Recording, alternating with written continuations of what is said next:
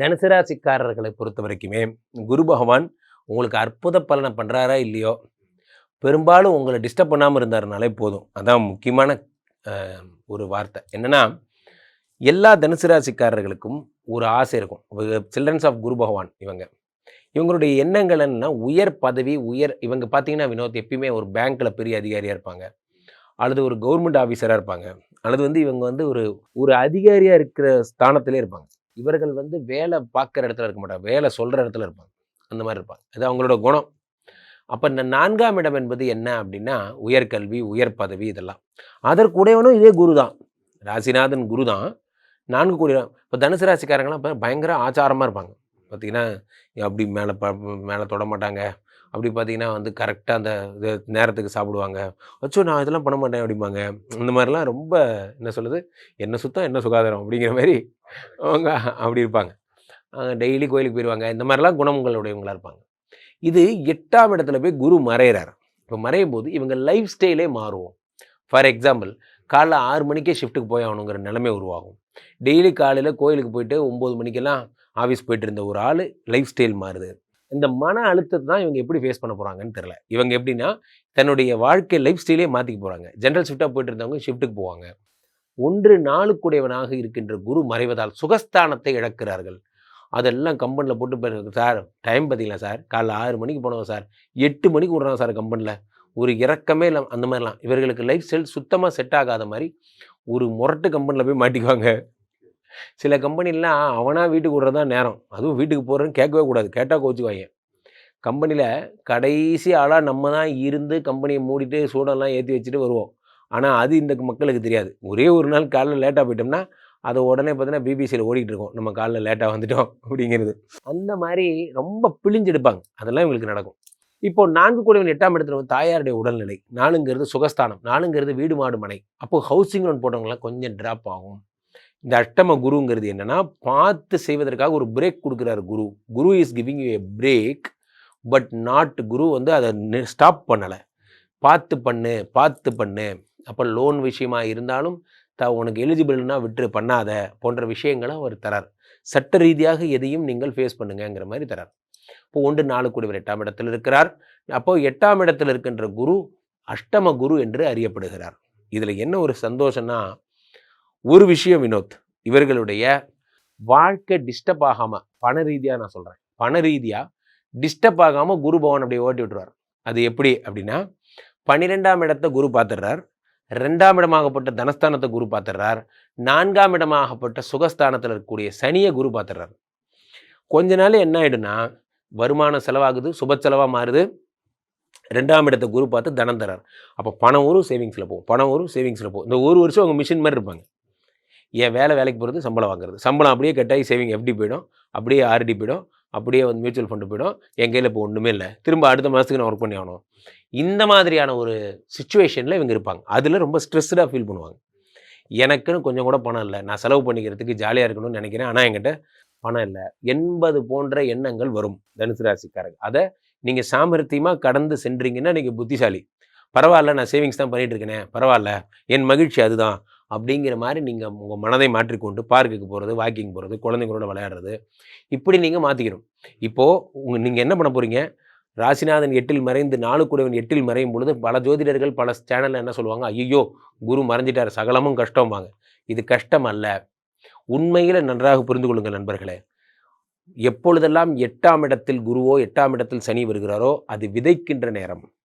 அடுத்த வருடம் 9ஆம் இடத்துல குரு வரும்பொழுது அறுவடை செய்யும் நேரம். இப்படி நீங்கள் எடுத்துக்கணும். இது விதைக்கின்ற நேரம். இந்த ஒரு வருடம் நீங்கள் ஜஸ்ட் இது சீட் பண்ணுற நேரம். அதனால் தனுசு ராசிக்காரர்கள் நீங்கள் பண்ண வேண்டியதெல்லாம் ஒரு வருடமும் அமைதி அமைதி, கருணை கருணை கருணை. கொஞ்சம் உங்களுக்கு திருமணம் சார்ந்த விஷயங்கள்ல இந்த வருடம் தான் திருமணம் நடக்க வாய்ப்பு இருக்குது. ஏன்னா 12ஆம் இடத்தை இல்வாழ்க்கைங்கிற இடத்த குரு பார்க்கிறார். அப்போது இல்வாழ்க்கைன்னு ஒன்று நடந்தால் தானே திருமணம் நடந்தால் தானே இல்வாழ்க்கை நடக்கும். ஸோ அப்போ நிச்சயம் திருமண யோகம்லாம் உண்டு. பட் 8ஆம் இடத்துல குரு மாறும்பொழுது பெரும்பாலும் கல்யாணம் பண்ண மாட்டாங்க. அஷ்டம குரு இருக்கும் பொழுது புத்திரன் தள்ளி போகும் அப்படிங்கிறதுனால பெரும்பாலும் அதை பண்ண மாட்டாங்க. பண்ணி தான் ஆகணும்னா பண்ணலாம், தோஷம் இல்லை. பட் ஆனால் அது நாட் ப்ரிஃபரபிள். ஓகே, இவங்களுக்கு 100க்கு எவ்வளோ மதிப்பெண் தரலாம்? 100க்கு 90 மார்க் தரலாம். குருஜி, இந்த உச்ச குரு அப்படின்னு சொல்றாங்க. இந்த உச்ச குரு 12 வருடத்துக்கு ஒரு முறை நடக்கிற ஒரு பெயர்ச்சின்னு சொல்றாங்க. இதை பற்றி சொல்லுங்க குருஜி. உண்மையிலேயே இந்த வருடம் நடக்கின்ற பயிற்சி வினோத் ரொம்ப ஒரு வரலாற்று சிறப்பு வாய்ந்த பயிற்சி. ரீசன் என்ன அப்படின்னு பார்த்தீங்கன்னா, ஃபஸ்ட்டு ரீசன் குரு பயிற்சினாலே கொண்டாட்டம் தான்.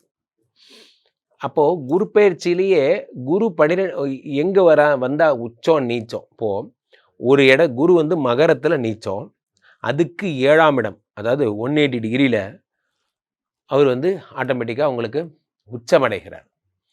ஸோ அதனுடைய 7ஆம் இடம், மகரத்துலேருந்து 7ஆம் இடத்துல அவர் வந்து உச்சமடைகிறார். ஸோ இந்த கால்குலேஷனில் இந்த கடகத்துக்கு வருவது 12 வருடத்துக்கு ஒரு முறை என்று ஆகிவிட்டது. கடகத்திற்கு வந்த குரு பகவான் என்னென்ன பலன்களை தருவார்னா, உலகத்துக்கே பலன்களை அள்ளி தருவார். எப்பவுமே நல்லோர் ஒருவர் உலரையில் அவர் பொருட்டு எல்லோருக்கும் பெய்யும் மழைனா, கடகராசிக்காரர்களுக்காக உச்சம் பெற்ற குரு இந்த 11 ராசிக்கும் சேர்த்து பலன்களை அள்ளித்தரப்போகிறது. அவர் ரொம்ப ஹாப்பியாக எல்லாரையும் பிளஸ் பண்ண போகிறார். இந்த வருடமே ஒரு பிளஸ்ஸிங்ஸ்க்கான வருடம் தான். பெரிய பெரிய நிகழ்ச்சிகள், பெரிய பெரிய நிகழ்வுகள், கஷ்டமான ஒரு பெரிய பிரளயங்கள் அதெல்லாம் எதுவும் ஏற்படாது. குரு வந்து உச்சம் பெற்றிருக்கிறார். இந்த வருடத்தின் ராஜாவும் அவர் தான். பராபவ வருடத்தோட ராஜாவும் குரு தான். அவரே உச்சமும் பெற்றிருக்கிறார். அப்போ குருவுக்கு இந்த வருடம் ரொம்ப பெரிய பவர்லாம் இருக்குது. குரு நல்லா இருக்கும்போது என்னாகுன்னா, வேதங்கள், சாஸ்திரங்கள், ஆச்சாரங்கள் எல்லாம் அதிகமாகும். மக்கள்கிட்ட கல்ச்சர் பேஸ்டு விஷயங்கள்லாம் அதிகரிக்கும். மாடர்னிசம்லேருந்து வெளியே வந்துட்டு கல்ச்சர் பேஸ்டாக ஒர்க் பண்ண ஆரம்பிப்பாங்க. அவருடைய எண்ணங்கள் எல்லாமே வேறு மாதிரி திங்க் பண்ண ஆரம்பிக்கும். மீண்டும் நம்ம உடம்பை பார்த்துக்கணும், இந்த சோஷியல் மீடியாலாம் எதுவும் வேண்டாம், தூக்கி போட்டுடலாம், மைண்ட் ரிலாக்ஸாக இருக்கலாம் போன்ற எண்ணங்கள் மக்களிடையே அதிகமாகும். ஸோ இந்த கடக குரு அப்படிங்கிறது ஒவ்வொருத்தருக்கும் தங்கம் நிறையா வாங்குவதற்கு, குழந்த விஷயம் பிளஸ்ஸிங்காக கிடைக்கிறதுக்கு, முக்கியமாக குருன்னு ஒருத்தர் இருந்தால் தான். இப்போ ஒன்றும் இல்லை வினோத், ஒருத்தரை நம்ம பார்க்குறோம், அண்ணே வணக்கண்ணே அப்படிங்கிறோம். இன்னொருத்தரை பார்த்து சார் குட் மார்னிங் சாருங்கிறோம். இந்த வித்தியாசம் என்ன? அதான் குரு தரும் வித்தியாசம். குரு எப்பயுமே என்ன பண்ணுவார், ஒரு தகுதிப்பாடு, எஜுகேஷனுங்கிற பவரை குரு தருவார், கல்விங்கிற மரியாதையை தருவார். அதனால தான் ஒரு குரு. ஸோ மாணவர்களுக்கு, வாத்தியார்களுக்கு, புதிய வித்தை கற்றுக்கணும்னு ஆசைப்படுறவங்களும் ரொம்ப நறுமையான வருடம். குருனாலே நிறைய பேருக்கு தெரியாத ஃபேக்ட் வினோத், அவர் ஒரு ஃபினான்ஸ் டிபார்ட்மெண்ட்டோட ஹெட்டு. ஃபைனான்ஸ் டிபார்ட்மெண்ட்டோட வைஸ் பிரசிடென்ட் யார் அப்படின்னா, அதுதான் Guru. President Lakshmi, vice president இவர் தான். ஏன்னா இவரை பொறுத்த வரைக்கும் இவர் தான் பணத்தை சம்பாதிக்கிற மெத்தட்ஸ் எல்லாமே கொடுக்குறவர் இவர் தான். இவரை நான் சொல்கிறேன் பாருங்கள், எதாக இருந்தாலும் 3ஆம் நம்பரில் தொடங்குங்க. ஆலங்குடி, திட்டை அல்லது சென்னை திருவழிதாயம் இங்கே இருக்கிற பாடியில் இருக்கிற குரு பகவான் கோயில்களுக்கு செல்லுங்க. 12 விளக்கு ஏற்றுங்க. 21 விளக்கு ஏற்றுறது சிறப்பு. 3 வரணும் கூட்டுத்தொகை. ஒன்றும் முடியாதவங்க காசு இல்லைன்னா 3 நெய் விளக்காவது ஏற்றுங்க. நெய் விளக்கு ஏற்றுறது குருவுக்கு ரொம்ப பிரீத்தி. இல்லை யாகங்களுக்கு நெய் வாங்கி கொடுங்க. இதெல்லாம் பண்ணுங்கள். பசுமாடு வந்தால் அதுக்கு மஞ்சள் கலர் வாழைப்பழம் கொடுங்க. சாதுக்கள், சித்தர்கள், அவங்க ஜீவ சமாதிகளுக்கெல்லாம் போனோம், அங்கு சென்று வழிபடணும். அவர்களுக்கு, சாதுக்களுக்கு எவ்வளோ முடியுமோ கொடையோ செருப்போ அது தண்டமோ ஏதாவது அவங்களுக்கு வாங்கி தர்றது சிறப்பு. அவர்களை எவ்வளவு கூட மகிழ்விக்கிறீங்களோ அவ்வளோ கூட நீங்கள் லைஃப்பில் நல்லா இருப்பீங்க. இந்த விஷயங்கள்லாம் நீங்கள் பண்ணணும். குரு பகவான் பிளெஸ்ஸிங் வாங்குறது ரொம்ப ரொம்ப ரொம்ப ஈஸி. குரு காலில் விழுந்தால் போதும். வாத்தியார்கிட்ட நல்ல பேர் எடுக்கிறது ரொம்ப ஈஸி. வாத்தியார்கிட்ட சரண்டர் ஆயிடணும். என்னை பார்த்துக்கோங்க சார், உங்களை நம்பி வந்துட்டேன்னு சொன்னால் வாத்தியாரே எல்லாம் பார்த்துப்பார். ஸோ அதனால் இந்த வருடம் குருவினுடைய முழு ஆட்சி பெற்ற வருடம். தனுசு ராசிக்காரர்களுக்கு இந்த குரு பகவான் கொடுக்கக்கூடிய 3 ஜாக்பாட்கள் என்னென்ன? தனுசு ராசிக்காரர்களை பொறுத்த வரைக்குமே குரு பகவான் யோகம்னு பெருசாக ஒன்றும் இல்லை. இது 8ஆம் இடத்திலே குரு பகவான் மறைகிறார். சொல்லப்போனால் இது அஷ்டம குரு. இருப்பினும் உங்களுக்கு இந்த அஷ்டம குரு பெருசாக ஒன்றும் பண்ணாது. ஏனென்றால் ஒரு விஷயம் என்னன்னா, 1 4 குரு பகவான் 8இல் மறைவதால் பெரிய பேரிழப்புகள் என்று ஒன்றும் ஏற்படாது. ராசிநாதன் அவர் என்பதால் உடம்புல கொஞ்சம் ரோகங்கள் வருவதற்கு வாய்ப்பு. 4 குடையவன் அவன் என்பதால் வீடு மாடு மனையை பிளட்ஜ் பண்ணுற மாதிரி ஒரு அமைப்பு, அல்லது ஏதாவது வித்தரலாம், காரை வித்தரலாம் போன்ற எண்ணங்கள் வருவதற்கான அமைப்பு, இதெல்லாத்தையும் இந்த குரு பகவான் தருகிறார். 1 4 குடையவர் 8இல் மறைகிறார். கடன் வாங்குவதற்கான இதெல்லாம் வரும். அல்லது 4 குடையவர் 8இல் மறையும் பொழுது என்ன ஆகும்னா, 4 என்பது என்னென்னா உங்களுடைய சுகஸ்தானம். அப்போது ரொம்ப கஷ்டப்பட்டு உங்களுக்கு வேலை கிடைக்கும். ரொம்ப கஷ்டப்பட்டுட்டே இருப்பீங்க. ஜாலியாக பார்க்க வேண்டிய வேலையை உங்களை மட்டும் பெண்டு எடுப்பாங்க. இதெல்லாம் நடக்கும். அதே மாதிரி 4ஆம் இடம் என்பது என்ன அப்படின்னா, ப்ரெஷர் ஹேண்ட்லிங். சில பேர்லாம் பார்த்தீங்கன்னா, ஃபேமிலி பார்த்துட்டு இருக்கும்போது பர்சனல் ஆஃபீஸ் கால் வந்தால் கோவம் வந்துடும். ஆஃபீஸ் கால்ஸ் பார்த்துட்டு இருக்கும்போது ஃபேமிலி கால் வந்தால் கோவம் வந்துடும். இது 2 இடம் தான் உங்களுக்கு சொல்யூஷன். இங்கே இருக்கிற டென்ஷனை இங்கே காட்டக்கூடாது, இங்கே இருக்கிற டென்ஷனை இங்கே காட்டக்கூடாது. அப்போது இதுக்கு 2த்துக்கு நடுவில் ஒன்று உருவாக்கணும் தனுசு ராசிக்காரர்கள். அது என்ன? பெரும்பாலும் ஜிம் உருவாக்குங்க. 2த்துக்கு நடுவில் போய் நல்லா ஒர்க் அவுட் பண்ணி டென்ஷன்லாம் போயிடும். நல்ல நூலகங்கள் செல்றத வலிக்கமா அப்படியே குறித்து 2த்துக்கு நடுவில் வேறு ஏதாவது உருவாக்கலாமா, கொஞ்சம் தீர்த்த வாரியா, அது அப்படிலாம் யோசிக்க வேண்டாம். அப்படி யோசிச்சிடாதீங்க. 2த்துக்கு நடுவில் 2ம் கெட்டு போயிடும். அப்புறம் 2த்துக்கு நடுவில் ப்ரெஷர் ஹேண்ட்லிங் பண்ணுற மாதிரி உங்களை கலைத்துறையில் ஈடுபடுத்திக்கோங்க. உங்களுக்கு பிடிச்ச பேஷனை ஈடுபடுத்திக்கிட்டிங்கன்னா ப்ரெஷர் ஹேண்டில் பண்ணலாம். ப்ரெஷர் தான் ஹேண்டில் பண்ணுறது பெரிய டஃப்பாக இருக்கும் தனுசு ராசிக்காரர்களுக்கு. 4 என்பது அபகீர்த்தி. திரும்பவும் சொல்கிறேன், உங்களுடைய கெட்ட பேர் வருவதற்கான நேரம். இப்போ தேவையில்லாமல் அப்போ நீங்கள் என்ன பண்ணணும், ஆப்போசிட் ஜெண்டர் யாராவது அவங்கள்ட்ட போய் பெண்கள்கிட்ட பேசுகிறது, சிரிக்கிறது, வணக்கம் உங்கள் பேர் என்னன்னு கேட்குறது, இந்த சேட்டையெல்லாம் தயவுசெய்து நிறுத்திக்கோங்க. ஏனென்றால் 8ஆம் இடத்திலே குரு பகவான் மறைவது என்பது கிட்னி, லிவர் சம்மந்தப்பட்ட பிரச்சனைகளை உருவாக்கும். தனுசு ராசிக்காரர்கள் பீஸா பர்கர் சாப்பிடாம நான் இருக்க மாட்டேன், நான் ஒரு நாளைக்கு இவ்வளோ தூரம் வந்து நான் சிகரெட் பிடிப்பேன் எல்லாம் பண்ணிங்கன்னா தயவுசெய்து கீழே போட்டுருங்க. உங்களுக்கு ரெகாபுலேஷன் டைம் கடவுளாக கொடுத்துருக்கார். நீங்கள் சரியாகிறதுக்கு ஒரு வழி. நீங்கள் இந்த நேரத்தில் தீய பழக்கங்களை துறக்கிற நேரம். இல்லை நான் தீர்த்த வாரியாக தான் இருப்பேன், இதெல்லாம் நல்லா பீஸா பர்கர் திங்கிறவனுக்கே லிவர் போயிடும், இதில் நீங்கள் வேறு ஏதாவது பண்ணிங்கன்னா நீங்களே ஓடி போய் லிவர் ஹாஸ்பிட்டலில் படுத்துக்கோங்க. காரணம் 8ஆம் இடத்திலே குரு பகவான் மறைவதும் ஒன்று தான், லிவருக்குரிய கடவுள் மறைவதும் ஒன்று தான். இந்த ஒரு வருஷம் ஹெல்த்தை பத்திரமா பார்த்துக்கணும். யார் ஒரு தப்பான உணவு பழக்கம், தப்பான பழக்கங்கள் இருக்கிறவங்க ஜாக்கிரதை, மற்றபடி மற்றவங்களுக்கு சூப்பர். 4 கூடியவர் திடீர் பேரதிர்ஷ்டம் என்னென்னா, இந்த குரு பகவான் 8ல் இருந்து 5ஆம் பார்வையாக 12 பார்த்துடுறார், அடுத்து 2 பார்த்துடுறார் தனஸ்தானத்தை, அடுத்து 4 பார்க்குறார். அப்போது ப்ரெஷர் தான் ஆகும்னு சொன்னேன், வேலை வராதுன்னு சொல்லலை. தனுசு ராசிக்காரங்க டீம் லீடராக போகிறீங்க. தனுசு ராசிக்காரர்கள் உலக புகழ் பெறுறீங்க. நான் சாதாரணமாக உள்ளூரில் பிஸ்னஸ் பண்ணிட்டு இருந்தேன் சார், இப்போ எனக்கு கண்ட்ரியாக சுற்றுறேன் நான் போன்ற அமைப்புகள் ஏற்படும். ஒவ்வொரு கண்ட்ரியாக சுற்றுவீங்க, உலக புகழ் பெறுவீங்க. 10 சனி பார்க்கிறார், 10 சனி பார்க்கிறார், உலக புகழ் பெறுவீங்க, டான் ஆக போகிறீங்க. தனுசு ராசிக்காரர்களுக்கு நீண்ட நாளா இருந்து வந்த கடன் தொல்லை நீங்குமா? 200% சரியாகும். காரணம் எப்படி சரியாகும் என்றால், சனி பகவான் 10ஓடு தொடர்பு கொள்கிறார். 10ஆம் இடத்தை தொடர்பு கொண்டால் தொழில் நல்லா வரும். நான் எப்பயுமே ஒன்று சொல்லுவேன், உங்கள் பிஸ்னஸை நல்லா கடவுள் கொடுத்தாருனாலே போகிறோம். ஏன்னா அதில் வர்ற காசை வச்சு உங்களுக்கே தெரியும் சுயமரியாதையாக இந்த காசு எப்படி காப்பாற்றணும், குடும்பத்தை அதெல்லாம் உங்களுக்கே தெரியும். கடவுளோட ஒரே வேலை என்னென்னா, நீங்கள் என்ன பிஸ்னஸ் பண்ணீங்களோ அதை நிறைய வருமானம் வர மாதிரி பண்ணி கொடுக்குறது தான். வேலை செய்ய நான் தயார் அப்படிங்கிறதுனால தனுசு ராசிக்காரர்களுக்கு பிஸி ஆயிடுவீங்க. இந்த சமயங்கள்ல அவர்கள் புதிதாக தொழில் தொடங்கினா அது சிறப்பாக இருக்கும், பிரமாதமாகவும் உலக புகழ் பெறும். ஆரம்பிச்சு கொஞ்ச நேரத்துல இவ்வளோ பேருக்கு ரீச் ஆயிடுச்சே அப்படின்னு ரொம்ப பயங்கரமாக ரீச் ஆகும். கண்டிப்பா. தனுசு ராசிக்காரர்களுக்கு இந்த டைம்ல 100க்கு எவ்வளவு மதிப்பெண்? இந்த நேரத்தில் தனுசு ராசிக்காரர்களுக்கு 100க்கு 92 மார்க். சுவாமிஜி, 12 வருடங்களுக்கு ஒரு முறை வரக்கூடிய குரு பயிற்சி அப்படின்னு சொல்றாங்க. இது மிகப்பெரிய யோகங்கள், அதிர்ஷ்டங்கள் எல்லாம் வாரி கொடுக்க போகுதுன்னு சொல்றாங்களே, இது பத்தி சொல்லுங்க. 12 வருடங்களுக்கு ஒரு முறைதான் இந்த குரு வருகிறார் என்பது உலக அறிந்த விஷயம். காரணம் என்னவென்றால், குருவுடைய ஜென்ரலாக 1 இயருக்கு ஒரு தடவை போகிற அளவர். அதனால 12 வருஷத்துக்கு ஒரு தடவை தான் அவர் வருவார் 9ஆம் இடத்துக்கு. பெரிய விசேஷம்லாம் ஒன்றும் கிடையாது. ஆனால் இதில் என்ன விசேஷம்னா, கடகத்தில் அவர் உச்சம் பெறுவாருங்கிறது ஜோதிட நியதி. இதில் இவர் உச்சம் பெறும் போது 2-3 யோகம் அவருக்குன்னே நடக்குது. அது என்ன நடக்குது என்றால், இந்த குரு இங்கே இருக்கும்போது சனி மீனத்தில் இருப்பாருங்கிறதுக்கான தியரி 25 வருஷம் கழிச்சு தான் வரும். ஏன்னா சனிக்கு 2.5 வருஷம் அலைவு நேரம். அப்போது மீனத்தில் சனி இருக்கும் பொழுது அதை குரு பார்க்கும்போது, இந்த வருடம் சனி பெயர்ச்சி நாட் ஒன்லி 7.5 சனி இருந்தா, அதாவது கும்பத்துக்கோ மீனத்துக்கோ மேஷத்துக்கோ 7.5 சனி போயிட்டு இருக்குல்ல, விடுதலை. அதுக்கப்புறம் அப்படி வாங்க, சிம்ம ராசிக்காரர்களுக்கு அஷ்டம சனி, உங்களுக்கும் விடுதலை. அப்படி தனுசு ராசிக்காரர்களுக்கு அர்த்தாஷ்டம சனி, உங்களுக்கும் விடுதலை. கன்னி ராசிக்காரர்களுக்கு கண்டக சனி, உனக்கும் விடுதலை. ஆல் விடுதலை. காரணம் என்னவென்றால், சனி இந்த ஒரு வருஷத்துக்கு குரு பார்த்து கொண்டிருக்கும் போது ஒன்றும் பண்ண முடியாது என்பது வேத சாஸ்திரம். இதுதான் பேசிக்ஸ். அப்போ இந்த அமைப்பு கிடைத்தது ஒரு பெரிய வாரம். அவ்வகையிலே குரு பகவான் காலபுருஷனுக்கு 8ஆம் இடமாகப்பட்ட விருச்சிகத்தை பார்க்கிறார். இது பெருஞ்சொத்து தருகின்ற இடம். பொதுவாகவே காலபுருஷனுக்கு 8ஆம் இடம்.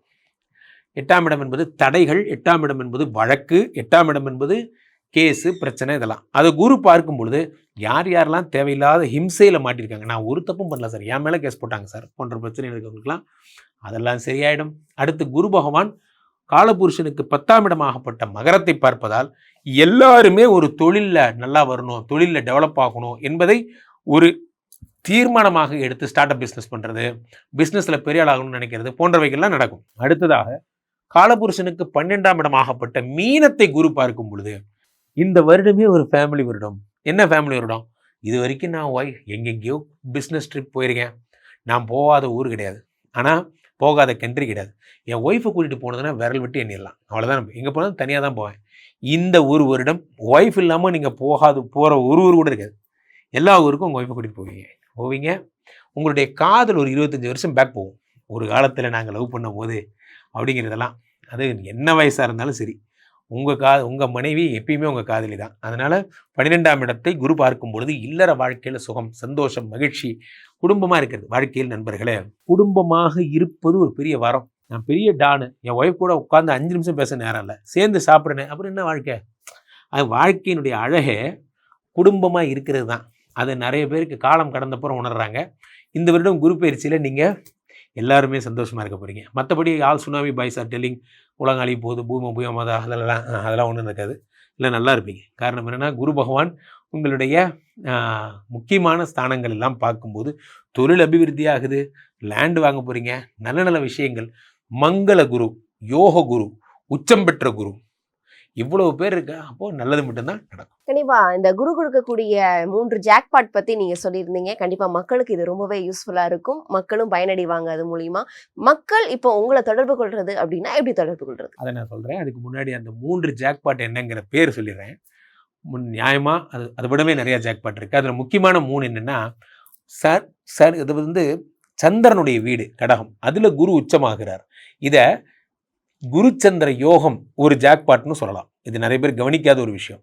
அந்த சந்திரனுடைய வீட்டில் இந்த செவ்வாய் நீச்சமாக போகிறார் இந்த புரட்டாசி மாதம்லாம். அப்போ இது நீச்ச பங்க ராஜயோகம், குரு உச்சம் செவ்வாய் நீச்சம். அப்படி வந்தீங்கன்னா குரு விருச்சிகத்தை பார்க்குறார், இது சந்திர மங்கள யோகம்னு சொல்கிறாங்க. அடுத்து குரு மகரத்தை பார்க்க போகிறார். எப்போ மகரத்தை பார்க்குறார்? டிசம்பர் 6 ராகு வந்துடுவார் மகரத்துக்கு. அப்போது குரு சண்டால யோகம்னு சொல்லலாம். இதை விடவே குரு சனியை பார்க்கறது இதுதான் வரலாற்றில் ஃபர்ஸ்ட் டைம். ஸோ இப்போ இது இத்தனை யோகங்களும் வர்றது இல்லாமல் ஒரு அடிஷனலாக டிசம்பர் 6 ராகுவை பார்த்து குரு சண்டால யோகம் வர மாதிரி கேது சிம்மத்திலிருந்து கடகத்துக்கு போய் கோடீஸ்வர யோகம், குரு கேது சம்பந்தம் கோடீஸ்வர யோகம். அப்போது இந்த வருஷமே பணத்தை அள்ளித்தரும் வருடமாக இருக்க போகிறது. நிறைய விஷயம் தெரிஞ்சுக்கணும்ல. அப்போ நீங்களாம் பணக்காரராகணும் அப்படின்னா என்ன பண்ணலாம்? கீழே போயிட்டு இருக்க 2 நபரை கூப்பிடுங்க. உங்களுடைய சொந்த ஜாதகத்தை பார்த்து கொள்ளுங்கள். உலக புகழ் வாய்ந்த நமது விஸ்வரூப விஷ்ணுமாயா எழுந்தரில் இருக்கக்கூடிய புனிதமான இந்த ஸ்ரீமடத்திலே தினசரி நடக்கின்ற விஷ்ணுமாயா வேள்விகளை காணுங்கள். நாங்கள் எப்படி சார் வேள்விலாம் பார்க்குறது? டிஸ்கிரிப்ஷனில் கூகுள் மீட் ஐடியெலாம் கொடுத்துருப்போம், அதில் பாருங்கள். கிளிக் பண்ணிங்கன்னா கனெக்ட் பண்ணலாம். ஈவினிங் 5 to 6 மட்டும்தான் ஹோமம். அதை பாருங்கள். மீண்டும் ஒரு நல்ல பதிவில் சந்திப்போம். நன்றி, வணக்கம்.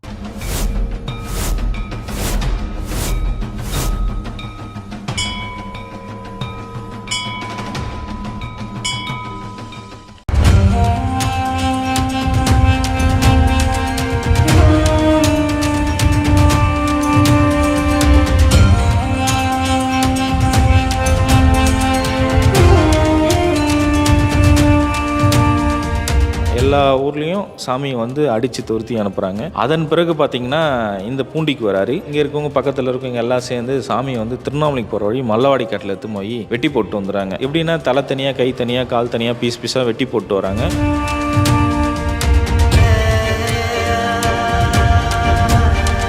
ஆற்றுல இருக்கறைய வெள்ளம் வருது.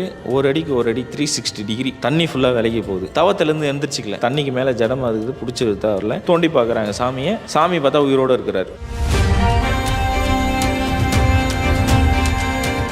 பூண்டி மகான் பார்த்தீங்கன்னா மேற்கு ஒரு திண்ணையும் கிழக்கு ஒரு திண்ணையும் இருந்தது. இந்த கிழக்கு திண்ணையில் அந்த திண்ணையில் உட்கார சொல்ல தான் 19 வருட காலங்களாக பூமியில் கால் படலை.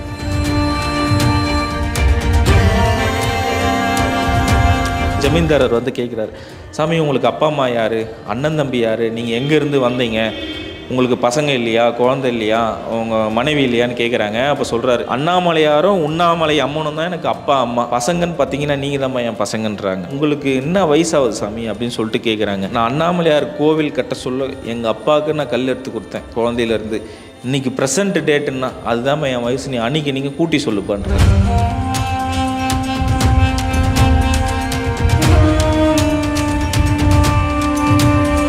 என்னை பார்க்கணுன்னு ஆசைப்பட்டால் திருச்செந்தூர் முருகர் கோயிலில் பாதாள லிங்கத்தில் ஐபூதங்களில் நான் ஒன்று, நீ வந்து என்னை எப்போ வேணால் தரிசனம் பண்ணிடான்னு குறிப்பு கொடுத்துட்டு போயிருக்காரு.